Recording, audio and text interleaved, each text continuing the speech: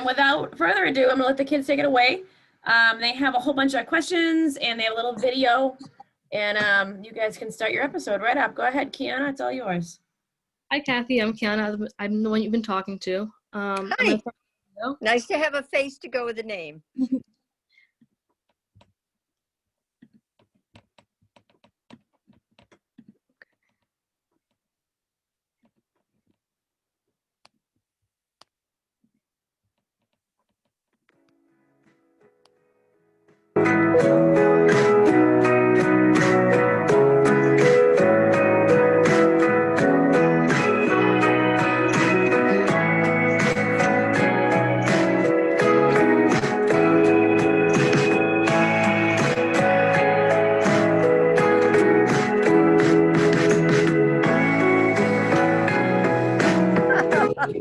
Where did you find that? Right on the site. Okay. That's my Morgan. That's Pirate. I'm gonna get right into questions. Okay. If I can just get this to work. Okay, so number one, can you tell us a little bit about how your organization works and who you work with? Sure. How does it work? We get contacted by a client who goes to our website or word of mouth, or they see a card that we, have around, and they have a need. Something has happened in their life that they need some support. So once they contact us, I call them back and set up an appointment, and either Linda Bonds, our president, or myself, or one of our other 7 board members, whoever's closest to the client, although everything is kept confidential. So Linda and I try to do the bulk of that initially to see what the needs are. Excuse me, I'm going to lose my voice apparently. Let me get a drink of water here. One of us will go out and to the farm, or both of us do, and we see the horses and make sure they're being well taken care of. Then we sit down with the client. We have an application they make out, and then we find out what their needs are. And then we provide farrier, vet work, hay, grain, whatever they need. We provide so they can keep the horse at home with them while they're going through. I found after I lost Becky that my horses were the reason I got out of bed in the morning and kept going. So I know when you're going through a difficult time, how important a horse or a dog, they're very much a support animal, horses are, and how much that means and how it helps you get through your day. So that's how we set up Becky's Gift. I've had a lot of compliments for our group on how we conduct business. Everything is kept confidential and private, and we have helped hundreds of horses, but we keep all the client information confidential. And people feel more confident reaching out to us because no one's comfortable having to ask for help. So the fact that they know we're keeping it confidential, that it's usually just 1 or 2 people in our group that will even know that they contacted us, makes them feel more confident to come forward. Right. So you already answered my next question, which is what inspired you to create this organization. So now I'll move on to the question of, do you have any breed that you work with the most, whether it's Morgans or other breeds in your area? We take whatever horse comes to us. We have had Morgans, we have quarter horses. I think we've had almost every breed, draft horses. We've had a lot of a variety of breeds. We don't limit it at all. That's great. How has your organization grown over the years? Well, initially when we started, we had, I think, 6 or 7 members. All of them knew Becky. Over the years, for one reason or another, our board has changed. It's a little bigger now, and but really good working people. We're all volunteer. No one gets paid anything. All money that's donated to us goes directly to the horses. And we get a variety of requests for aid. Sometimes it's, can you find somebody because a person has been put in the hospital, so we need someone to go to the barn and take care of the horses. And, we try to be flexible and provide whatever their need is. We cover just the state of New Hampshire, although I have to say, I have personally been called by every state in the union except Alaska and Hawaii. But we are all volunteer and we can't cover other states. So it's just New Hampshire. That's great still that New Hampshire is part of it. Yes. What are your goals going into the future for your organization? Well, we just hope to keep our good reputation and to be able to provide whatever's needed for horses and keep it keep it going as long as we can. We hope younger people will join us. There are several elderly, myself included, but it's not stressful and we quite enjoy what we're doing. So it's I hope we can keep going for many years. That's great. What is the most rewarding part of running Becky's Gift? Helping people in Becky's name. It keeps her memory alive for me. It's been very therapeutic. And I think that that's probably helped me heal as much as anything possibly could. The other girls are all horse lovers. They are very knowledgeable horse people, and they know that, every now and then people run into a wall and they need a little help, and giving up your horse is not something you want to have to deal with when you're going through something difficult like breast cancer or a death in the family. And so we try to fill in the gaps where needed. And our board members get a lot of satisfaction from helping others. That's great. How about the most difficult part on any challenges you guys face running an organization all the time like you do? We've had some difficulties. If you run into a situation where the horse is probably not in a good place, the person is really not able to take care of him, but they trust us because we've come to them helping.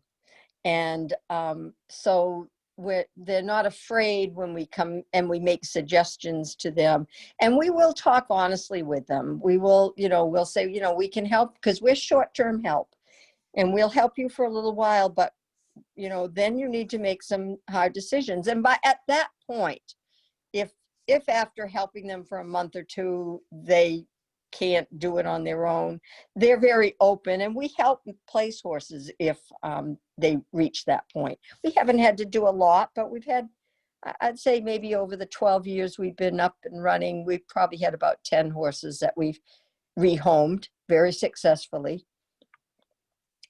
So but most of the horses remain with the owners, and that's helped them get through difficulties. I can imagine it's not easy having to replace homes, especially when they're already having a hard time.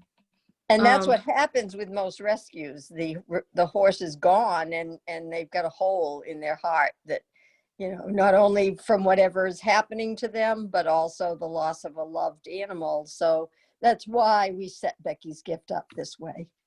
Right. Do you have a personal favorite breed of horse? I've always had Morgans. Becky and I both have always said, well, she had a young Morgan, a 2-year-old, and then she wanted to show.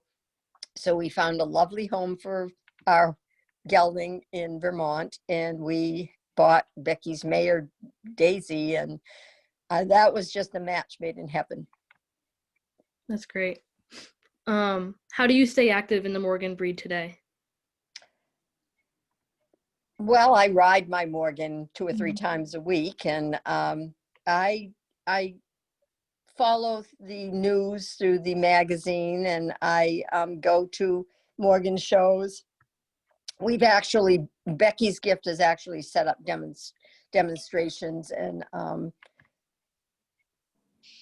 I don't know what that means, that buzzy. We go to the Granite State Morgan, and we have a little booth usually. We haven't done it recently, but we used to do it frequently in years past. That's always good. And we've helped we did work with a Morgan youth group. Well, I think they had saddlebreds also, but we worked with them. They made bracelets to donate, to sell and donate to Becky's Gift. Oh, perfect. Do you have any advice to a person wanting to start an organization like yours? It's, if you can find a lawyer that will do we're a 501c3, because that allows you to, anyone who donates to you, it's tax deductible. We did have a wonderful lawyer that did pro bono work for us and set up Becky's Gift the way it is. And that, it wasn't easy. And it took us a year or so or two to get our name out there. We did apply for some grants, which helped us tremendously. And as word spread, because the horse community is very tight, and as word spread, people gained confidence in reaching out to us and spread the word that how helpful they found our work and what we did for them. So it just gains momentum after that. But we did have to have a good structure. And so we did have to have, and we had to deal with the IRS, which was not easy initially. They were used to dealing with regular rescues, and we are not that. We are a rescue, but we don't take the horses in. And they had a lot of difficulty understanding that at first, but eventually they did. We got through to them, and because they're not all horse people at the IRS. So it was a little difficult saying, well, what do you do? They said, what do you do? Bring money out to people? Like, no. It was kind of interesting dealing with them. And we had to deal with them for almost a year before they gave us our tax exemption status, but they did backdate it. So that was good. We were able to finally get through. But starting a 501c3, it's not easy. It was a lot of work. Right. So would you say basics first? Make sure you have a good basis to yes. Yes. Okay. Yes. Start with first develop with your group what your plan is going to be, and then try to find a lawyer that's interested in what you're doing. We found someone who was an animal advocate, and so he was very readily taking us under his care to set up our 501 for us, which was great. The next thing would be getting your communications, your web page, and pamphlets and all of that ready to go, because you have to get your name out there so people know about you. Right. How many staff do you have or need to run optimally, and does it take a village? We don't really have a staff. Most of the calls come into myself or Linda Bonds, who's our president, and I'm the founder and treasurer. And we have 9 girls that work with us. So when we have a need, we see the area where the need is. We just cover New Hampshire. So New Hampshire's not a big state, so it makes it relatively easy to say, okay, it's in the North Country or it's over by the coast. And then we'll contact one of the girls there, or we will just go ourselves. I put a lot of miles. I have a hybrid for a reason. I had a Prius for a long time, but I just switched to a RAV4. Our winters are getting difficult, so the Prius sits too low to the ground for those back roads. And going off of that, do you allow outside volunteers, like youth who love horses and want to help? We don't really, yes, it's very, it's not like we have the horses ourselves and we're, going out and feeding every day and doing that like most rescues do. But we work with a lot of rescues, and we have brought people along with us that want to see what we're doing and learn about, how we go about it.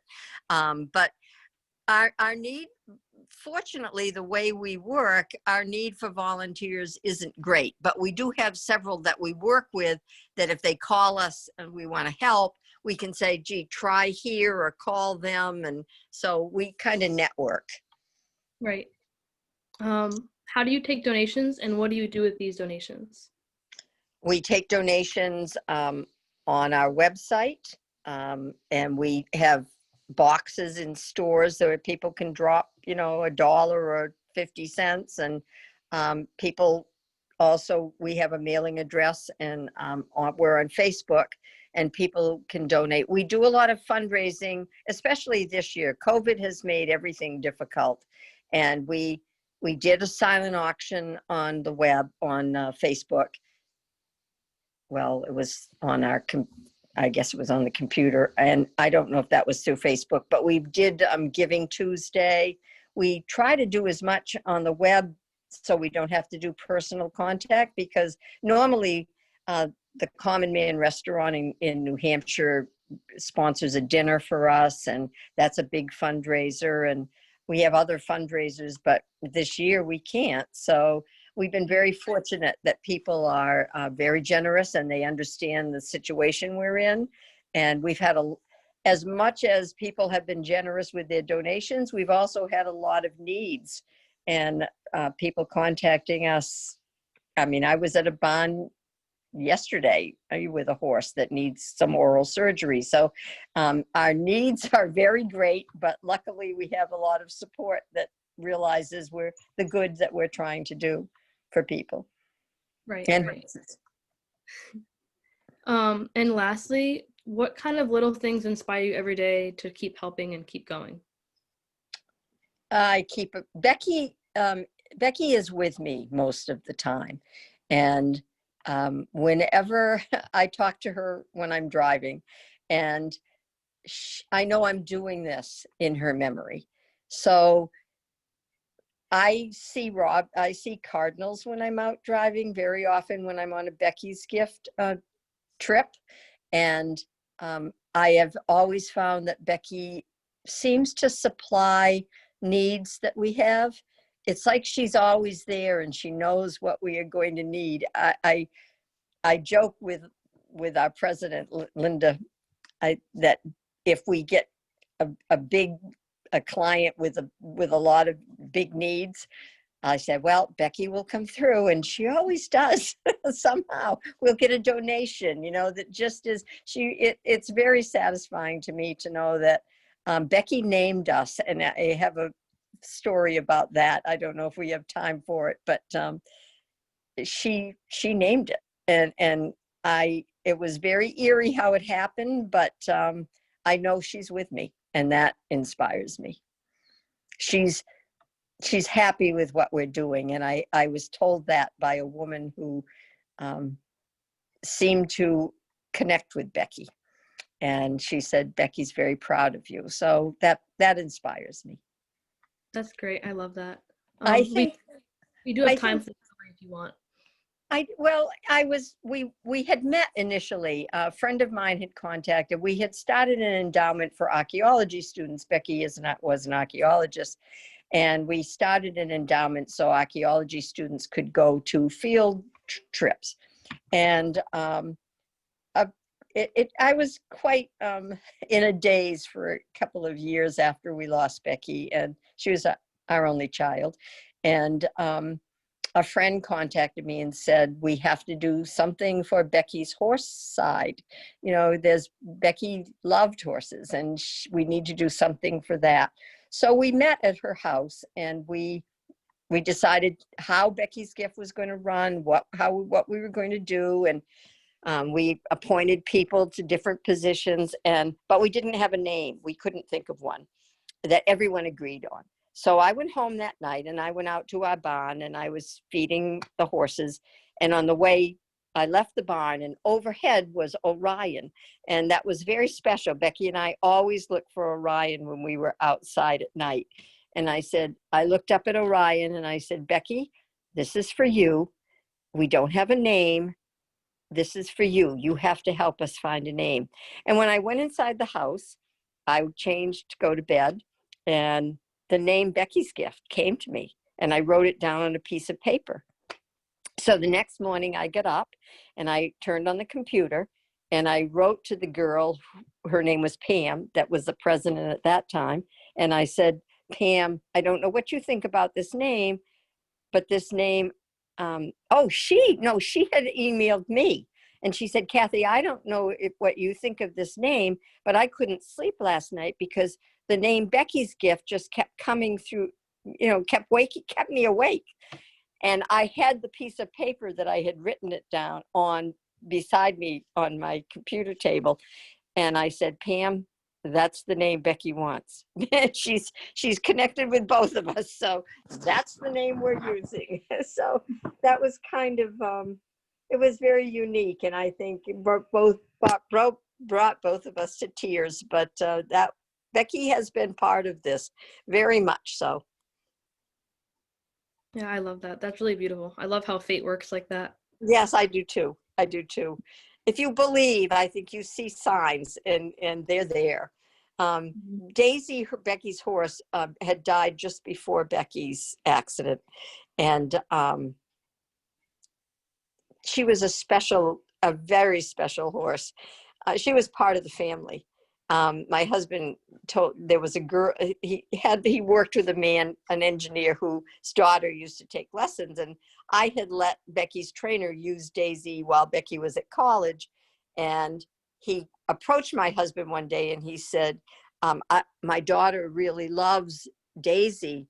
If you're interested in selling her, we'd be interested in buying her. My husband looked at him and said, my wife and my daughter would sell me before they'd sell Daisy. So he knew he got his answer.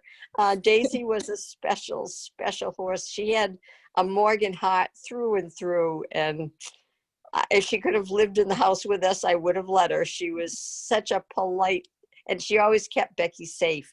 Becky went trail riding and she went to the beach, and she kept her safe during the shows that, oftentimes Becky was in very crowded classes, and Daisy was a very special horse. That's great. I love Morgans. Well, I think they do connect with your heart. For sure. That's all I have for questions. If anybody else has any questions, by all means. But other than that, that's it.